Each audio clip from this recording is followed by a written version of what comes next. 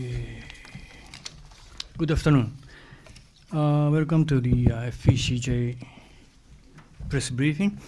Today's speaker is Mr. Seiichi Kondo, Commissioner for Cultural Affairs. He will talk about the registration of Mount Fuji as a World Heritage Site. And as usually, before we listen to what Mr. Kondo has to say, please turn your cell phone to the silent mode. Okay, without further ado, Mr. Kondo, please. Good afternoon. Thank you, Mr. Ikegami, for your kind introduction.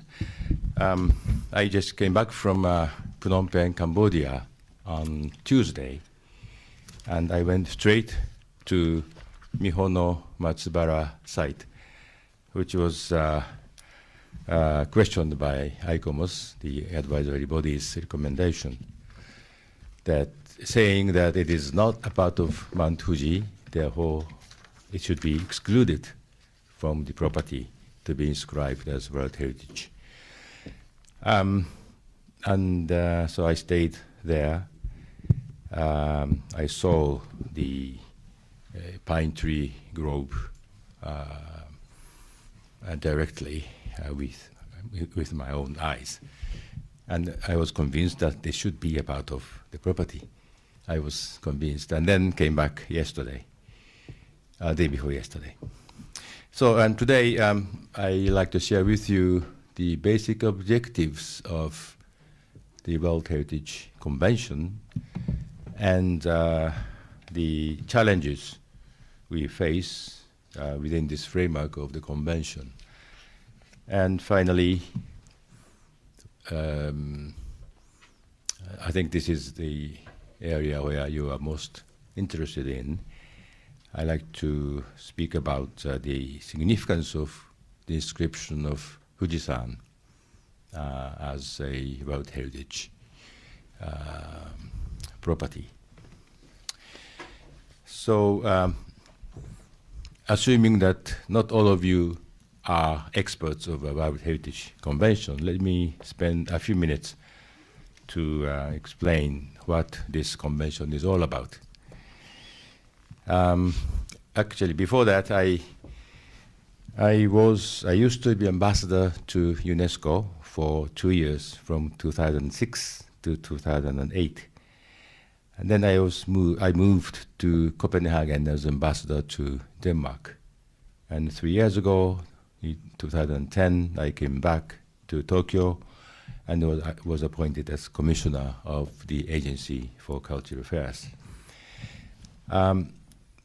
Between the time when I was ambassador to UNESCO and also the time when I came back as head of the agency, I was directly involved in the UNESCO affairs as chairperson of a working group set up by the General Assembly of the member states to discuss the electoral system of the committee, which I will refer to a bit later. So what I want to say is that in the last 7 years, I have been more or less involved in the UNESCO World Heritage Convention affairs. So what I'm going to say is based on my own limited but some knowledge and expertise accumulated in the last 7 years. Now, the basics of World Heritage Convention. This convention was concluded in 1972. And this was motivated by the famous site Abu Simbel Palace of Egypt, which was in danger because of the construction of Aswan High Dam. And the whole world was so concerned with the disappearance of this very outstanding heritage. They raised fund, and decided to relocate the whole site from the place where a dam will be built to some other place, higher place, so that we can conserve the whole site. And this sort of kicked off the strong movement that we should protect and conserve the cultural and natural heritage with outstanding values from a possible destruction, such as from military conflict or development or natural disasters. Then by now, actually last year we celebrated the 40th anniversary of this convention in Kyoto. It was a very good meeting. So in the last 40 or 41 years, we now have 190 countries who are members to this convention. So almost all the countries who are members of the UN are members of this convention. The objective of this convention is, according to its preamble, as many important cultural properties are in danger of destruction or deterioration or disappearance, we need to mobilize international support to help conserve or protect these important sites, because once they have been lost, it is impossible to get them back. And in order to identify those cultural heritage which are to be protected internationally, we have to make a list of those properties who deserve conservation internationally. This is how the World Heritage List was created. So people are often confused that the objective of the convention or World Heritage framework is to inscribe important properties. No, inscription is a tool to ensure the preservation of important cultural and natural heritages. And there are 10 criteria with which the World Heritage Committee, which has the final authority to decide whether or not the proposed site is it deserves inscription. And it is supposed to refer to 10 criteria, 6 for cultural heritage and 4 for natural heritage.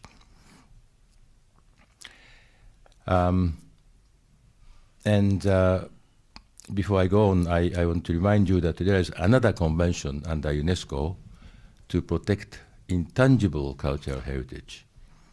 The World Heritage Convention, which we are talking about today, is a tangible, material sort of a heritage, whereas the second convention deals with intangible heritage, such as folklore, or dancing, singings, and so on. So traditional performing arts like No, Kabuki, or Indian dance or Cambodian dance, those fall into the category of intangible cultural heritage. But World Heritage Convention deals with visible, tangible materials. So people are often confused. Therefore, I refer to this point at this stage. And actually, toward the end of this year, Japanese cuisine, washoku, will be examined whether it deserves the protection under Intangible Cultural Heritage Convention. So recently Mount Fuji, Fuji-san, was inscribed, but this is a World Heritage and tangible one. And the Washoku, which will be discussed late this year, is a intangible cultural heritage. So there is a clear distinction between the two.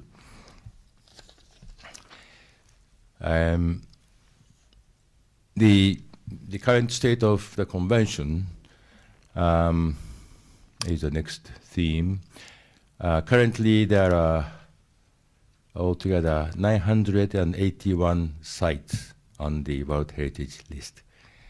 It was 962, but in Cambodia, additional 19 sites, including Mount Fuji, were inscribed. So we now have 981, very close to 1,000. Now there are many challenges the convention or the committee faces. I will identify 5 major challenges. One, the imbalance between the regions, particularly the imbalance of the number of sites or inscribed sites between developed countries and developing countries. Because of the lack of expertise or experience, and also because developing countries joined the convention later than the developed countries, some countries, particularly developing countries, have sort of a disadvantage. Therefore, the number of sites inscribed on the list is much smaller than it should be. So this is one of the challenges. And UNESCO or the committee has been trying to address this issue, but not many clear solutions have been made. And second challenge is the capacity building, which is related to the first point. In order to help developing countries which have lesser experience or lesser expertise and less money, the convention stipulates that internationally we have to help those countries in financial resources, human resources, and technical assistance, etc., etc. But this also is something that has been done to some extent, but not enough. Therefore, whenever we meet at a meeting, this capacity building, how to enhance capacity building efforts so that developing countries are fully equipped with expertise needed to inscribe their own sites. It's discussed. Thirdly, the total number of World Heritage sites is, as I said, 981 now. So it is very likely that at the next committee meeting, or at latest in 2 years' time, the total number will exceed 1,000.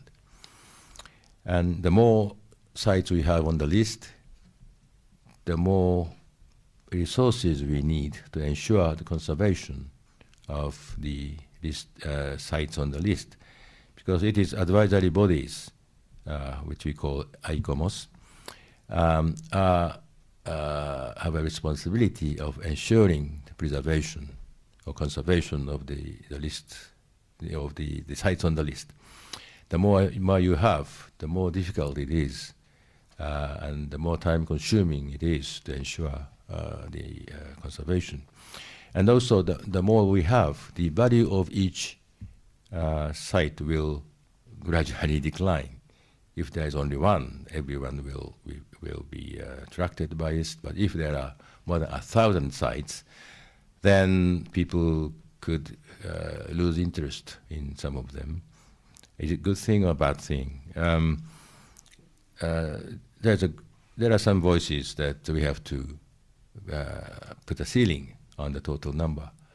But countries like Japan, who joined the convention only 20 years after the establishment of the convention, is against it because we have a lot of candidates in Japan.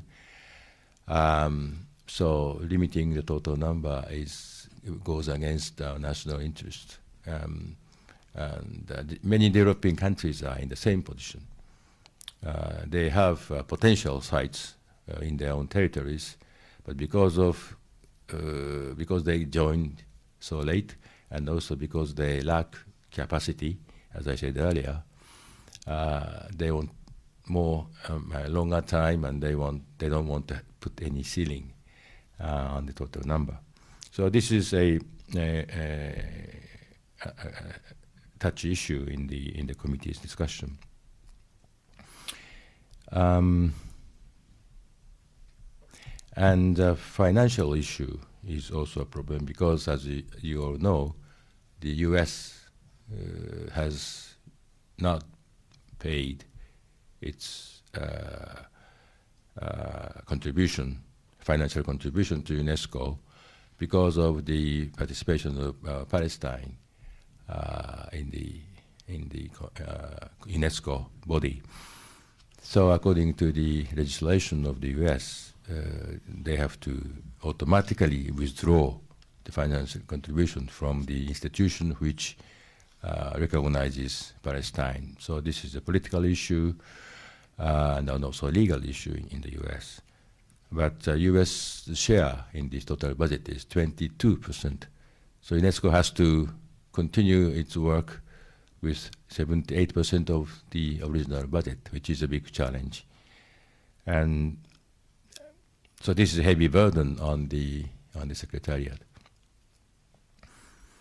And finally, the fifth point is the politicization of the discussion of the World Heritage Committee. Because of lack of progress of redressing of imbalance between developed and developing countries in the number of sites on the list, there is a movement in the last several years that countries are sort of cooperating with each other to try to have the site which has gotten the negative recommendation from ICOMOS. I forgot to tell you the procedure of inscription. First, the state party, the member government, presents a nomination dossier, which means this country nominates that this particular site be inscribed on the list.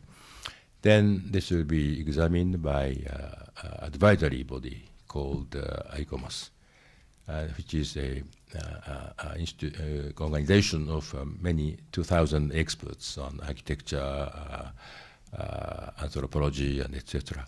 So they will have an in-depth examination of those dossiers and make recommendation whether a particular site deserves inscription or some more information is needed, or the nomination should be redefined, or it doesn't deserve any inscription. So there are 4 categories of recommendations ICOMOS is supposed to give. And coming back to the politicization, there are some cases where some countries gang up and make the sites which have received very negative recommendation from advisory bodies, ICOMOS, to inscribe for political with political pressure, because it is after all the committee which makes the final decision on whether or not the particular site should be inscribed or not. And inscription requires two-thirds majority of the committee member. And the committee is composed of 21 countries. Therefore, if you have 14 countries on your side, you can have your own site inscribed. There are some cases where some sites which had received very negative recommendation from ICOMOS, and from objective point of view, the value is not necessarily defendable, have been inscribed because of this political pressure. So how to avoid or minimize the political pressure? Because if this trend continues, all the World Heritage sites on the list will lose its credibility, because it is not necessarily upon the scientific and artistic advice from experts, but it's a political power that has made a particular site inscribed. Then this will certainly lose the credibility of the list and eventually the credibility of the convention. So how to stop or at least minimize this politicization is a big challenge. So those are 5 major challenges we are facing. Now, in light of these challenges, what is the significance of the inscription of Mount Fuji this time, Saturday last week? First, of course, Fuji-san, Mount Fuji is very, very special to the minds of Japanese people. Therefore, it's a big celebration, as you have witnessed. And particularly the inclusion of Mihono Matsubara, the pine tree grove, was sort of a big surprise, pleasant surprise. And I have been interviewed for maybe 20 media in the last 2 days. So this, I hope, will help all Japanese regain confidence and pride, because we have, this is what Prime Minister Abe says, the Japanese have lost self-confidence and pride because of the stagnation of the economy in the last 2 decades.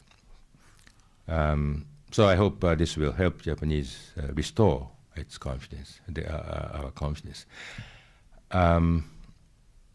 By the way, this Fuji-san is the 17th site on the list. As I said, we joined the convention 20 years later. We have only 17. Countries like Spain, France, Italy, China have nearly 50 sites already on the list. So we want to catch up with those countries. And secondly,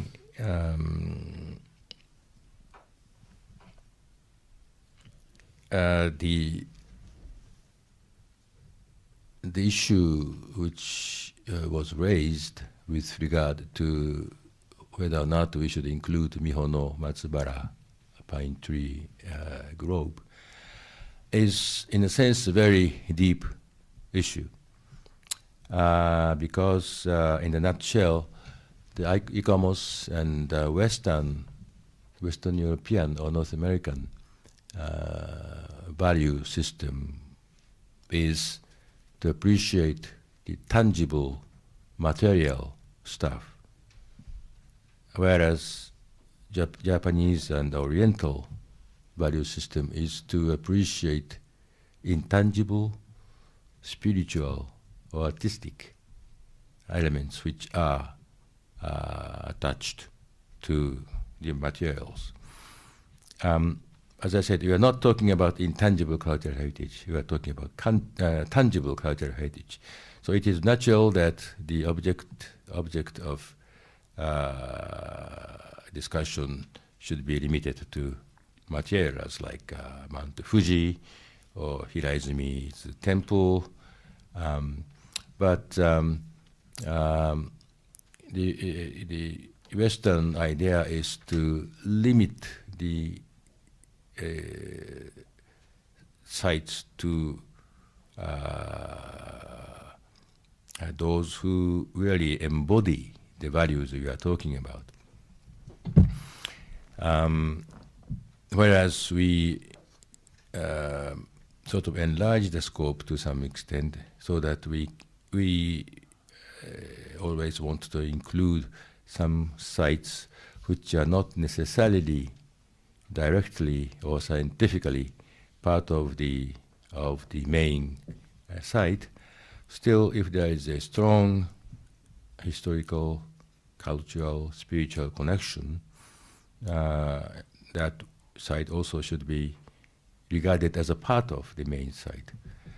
And this is what happened to Mihono Matsubara. It is true that Mihono Matsubara is not a part of the mountain. It is 45 kilometers from the summit.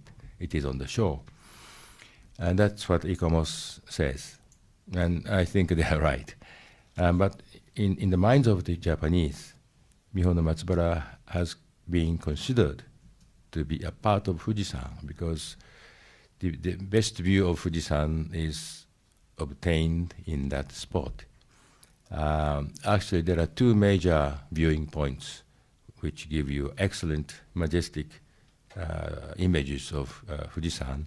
One is the Motosuko Lake, one of the 5 lakes in the Yamanashi prefecture.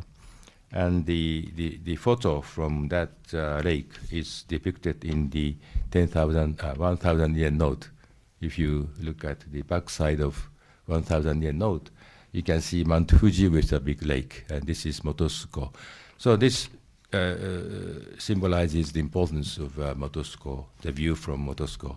And second one is Mihono Matsubara, and this is from the south, and this was depicted by Hiroshige, the famous Hiroshige's wood block print.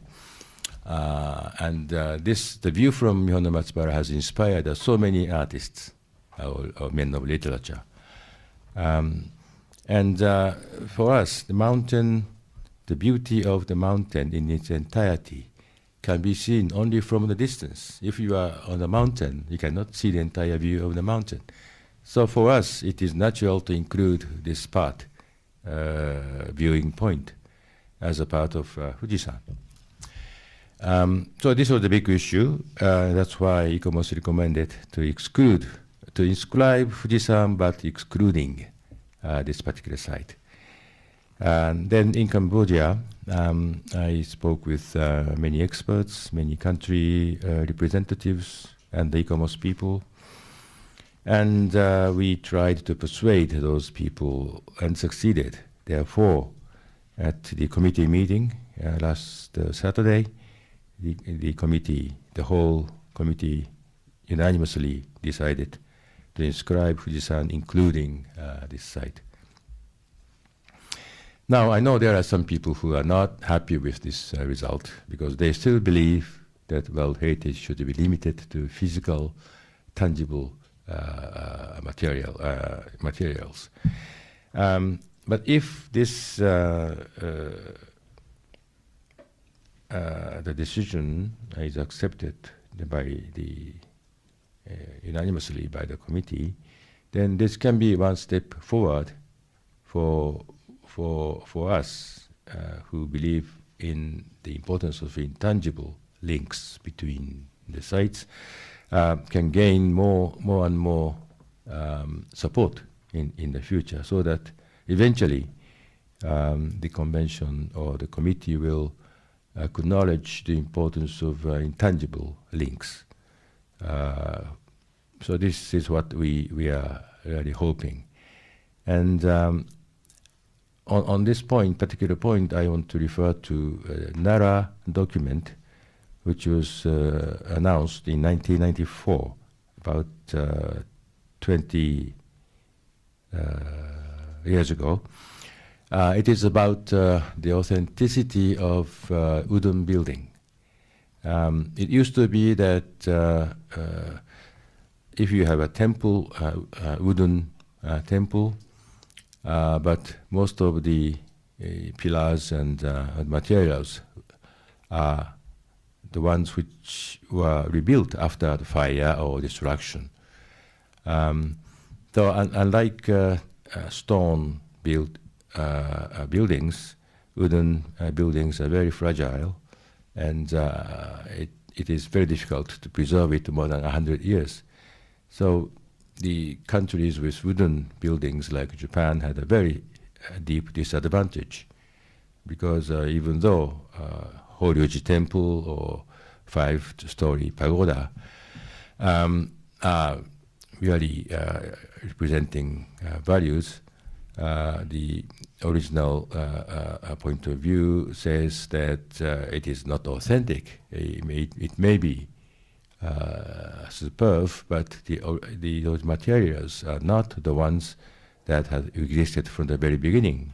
It was added to the later stage. So this is not authentic, therefore it shouldn't be inscribed as World Heritage.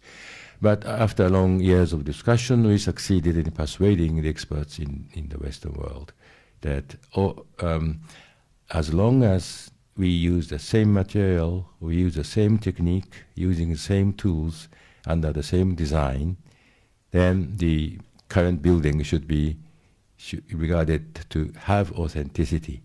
I mean, the same value as the original building. So this was a big step forward to enlarge the scope of World Heritage Convention. So we are hoping that inclusion of or appreciation of intangible links between sites be recognized. That will be our next big step forward to so that for our value system to be recognized internationally, and this will be good for the convention or committee's work itself. So before I finish and ask Rayu to give questions, I just refer to the inclusion of Mihono Matsubara this time. What I did in the 3.5 days prior to the discussion of Fuji-san in Phnom Penh, I of course spoke to many people, many experts, OBs and OGs of the committee, and also all members of the committee. There are 20 members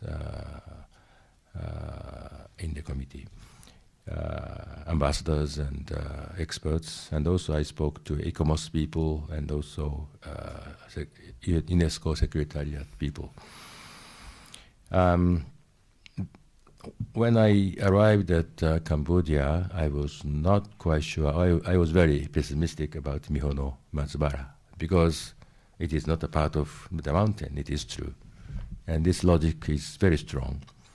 I was not quite sure if our argument that intangible links should be acknowledged, can be accepted by the committee members. And gradually I became more and more optimistic because the reaction from the people I spoke to were very, very positive.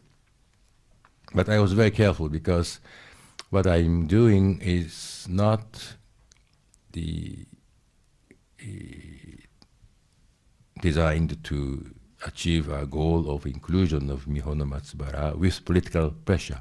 As I said earlier, politicization is a big problem in the committee, and Japan has been criticizing this clearly.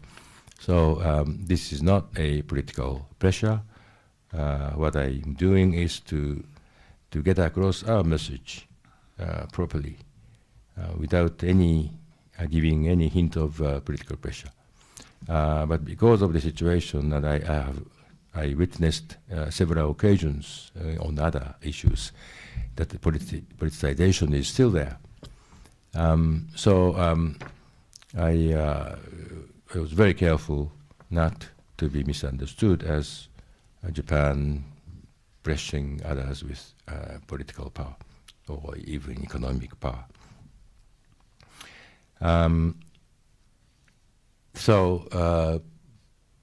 And finally, I thought that that could be done without being understood that Japan has exerted political power. So I sort of kicked off our explanation, or people may call it the lobbying, but lobbying sounds a bit political, and I don't like this word. But Japanese media have been using lobbying, and lobbying. That's fine, but what I did was not really exactly lobbying, it was explanation of position with sincerity. So I have maybe spoken too much. I stop here and welcome the questions from foreign media first, maybe. Yes. Thank you very much, Commissioner. We will receive questions from the foreign press friends. And would you please raise your hand? And if you are recognized, please identify yourself and ask questions with a microphone, please. Any questions? Well, then I think we have some people from Japanese press. So, okay, anyone can ask questions. Go ahead, please.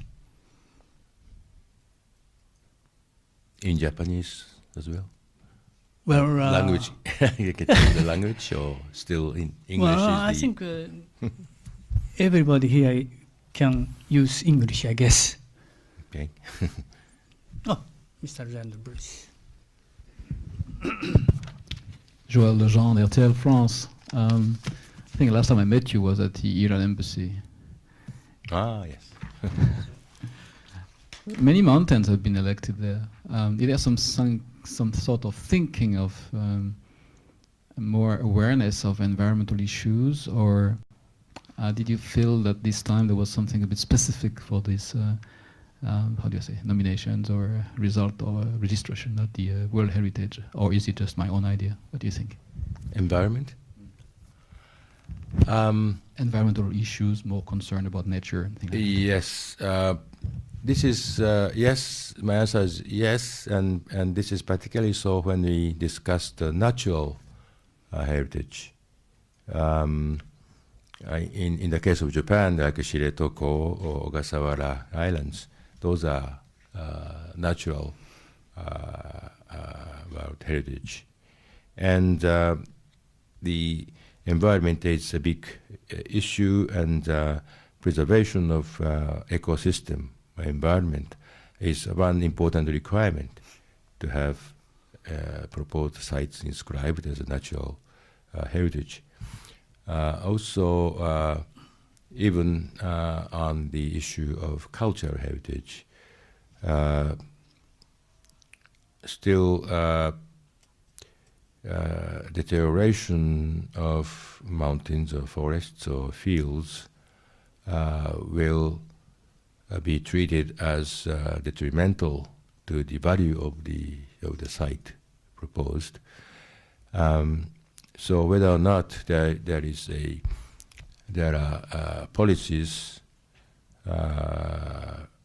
legal framework, or local regulations, or political declaration to protect the environment, to preserve or even improve the ecosystem. And this is a very important element of judgment, for inscription.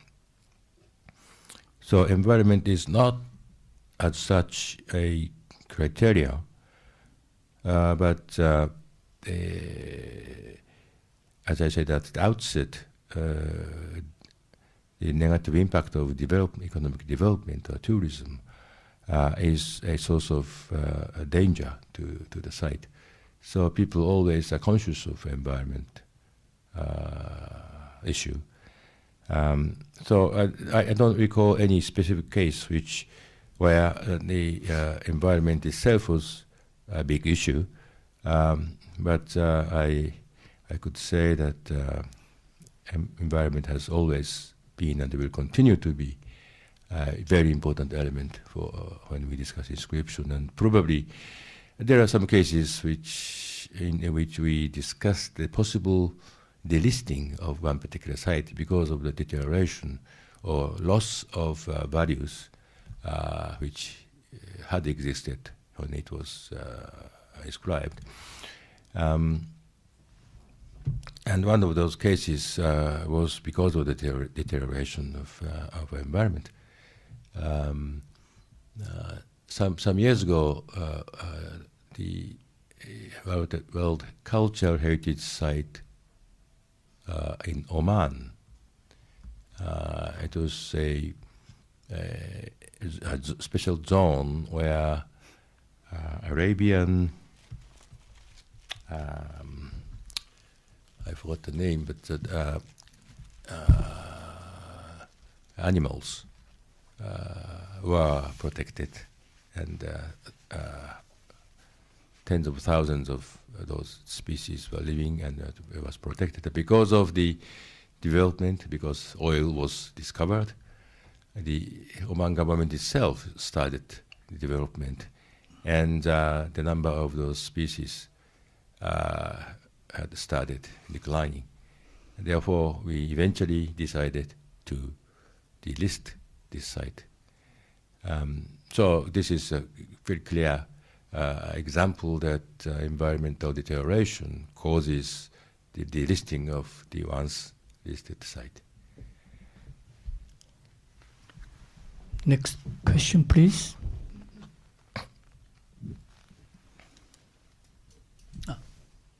Gentleman over there. Thank you very much. I represent OISCA. We are a non-government organization. Relating to the previous questions, I should say that Fuji-san is really beautiful from outside, far away. But if you go, for instance, to the middle of the mountains, the growing number of trees have been eaten by wild deer. So the question is to whether to preserve the existence of the wild animals, but how to preserve trees, because without trees there will be a critical environmental deterioration halfway of the mountains. Why I make this question is I have been to that area, so situation is not so simple and easy. So, Ambassador, how do you think of organizing any kind of government legislation to encourage people to come more positive to plant trees acceptable to local situation? That is very essential, I think. But I don't know, because this is the new development of the World Heritage recognition. But step by step, government should take very seriously to preserve environment, visible environment, physical environment as well. Thank you. Thank you. I was not fully aware of the danger which wild deer are causing to the plants. But there are a number of issues concerning the conservation of Mount Fuji. Of course, garbage is thrown out by mountain climbers. The very colorful signposts and even ferry boats on one of the lakes. have been sort of pointed out as something that worries experts, and also the coastal barriers to protect the invasion of sand beach from the waves in Mihono Matsubara. I actually saw some of them. Also pointed out by ICOMOS, the advisory body. So there are a number of issues, and we expect that as soon as the mountain is open on the 1st of July, there will be a huge number of visitors and mountain climbers who will visit Mount Fuji. That could easily deteriorate the environment and the beauty. Deer is also part of nature. That we should not discriminate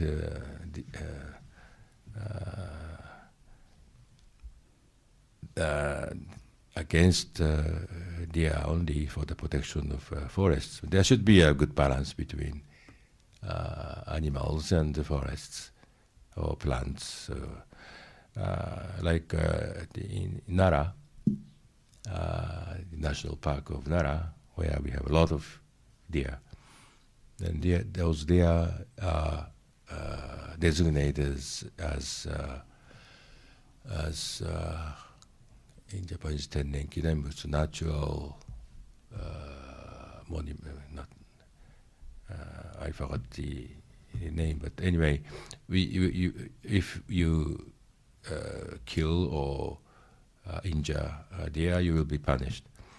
But if you let deer increase the population infinitively, then they would eat up all the buds of the trees and so on. So there are some ways of controlling the total population. So they should, I mean, the local authority should introduce a mechanism with which the appropriate balance between the trees or plants and the free move of animals such as wild deer should be introduced. I don't think it is. It could cause a enormous problem for Mount Fuji, and I'm given the strong resolve that two governors of Shizuoka and Yamanashi have expressed. I'm rather optimistic about the handling of this kind of situation by those two prefectures. But I take note of the point you raised. Okay, next, please. Okay, one more. Okay. Yeah, Lejean again, sorry to come back. As we know now, there are many plans to increase how can I say? First of all, people will have to pay. I think there's some charges which are going to be applied. And also, maybe a UNESCO heritage now obliges people to, I mean, there are some new responsibilities that you're going to have to face with this, I suppose, to entertain the place, to keep the place tidy. So could you talk about it? What's going to happen in the future at Fuji? Is going to be the same or is going to be different in the future to go there, to visit the place? Thank you. The two prefectures are planning to introduce the fee for the climbers or visitors. But according to the latest statement by one of the governors, it's going to be not obligatory, but voluntary. The 1,000 yen is the proposed fee for each climber or visitor, but it is not obligatory. You can pay 10,000 yen if you like, but you don't have to pay at all. So that is probably the way they start the new system of charging and fees for visitors, and see how it works, and then they will make a final decision. UNESCO or the World Heritage Committee have not said any specific proposals or requests. They keep saying that the tourist management is essentially important. And we have to come back to UNESCO in 2016 to say what measures we have taken and to what extent those measures have been proven to be effective. We have a lot of homework to do. We have to introduce some new policies or systems to ensure various dangers of for the preservation of Mount Fuji be ensured. So whenever I see governors of those prefectures or people in Mihono Matsubara 2 days ago, I always say that, well, congratulations, but you have a heavy responsibility now to preserve the beauty and value of the mountain. And I strongly hope that the whole world, including UNESCO, will really appreciate the strong will of the Japanese to keep Fuji-san very clean, and we can be proud of what we are doing, we have done, and we are doing. And ironically, probably the exclusion of Mihono Matsubara by ICOMOS raised the awareness of the importance of preservation, because Mihono Matsubara, the conservation of Mihono Matsubara was very poor, actually, as the famous owner of the hotel, Madame Endo, keeps saying, because of the shoreline barriers and preservation of pine trees, they have been sort of those valuable things have been damaged by increasing number of tourists and the development, because some of the sand on the beach was used for industrial production or construction, including Shinkansen. Because of the initial exclusion proposed, they really take it as their own issue, and then finally it was included in the description. So maybe this will produce a better solution to the issue of the preservation of Mihono Matsubara's beauty, better than the case where the Mihono Matsubara was from the beginning was included. So exclusion, sense of crisis, awareness, and then inclusion. So maybe nature or God used this tool to raise awareness of the people in Mihono Matsubara, so that people will be more serious in preserving the beauty and the value of this particular site. Okay. Okay, if you have no more questions, we'd like to close the session. Thank you very much, Mr. Kondo. Thank you very much.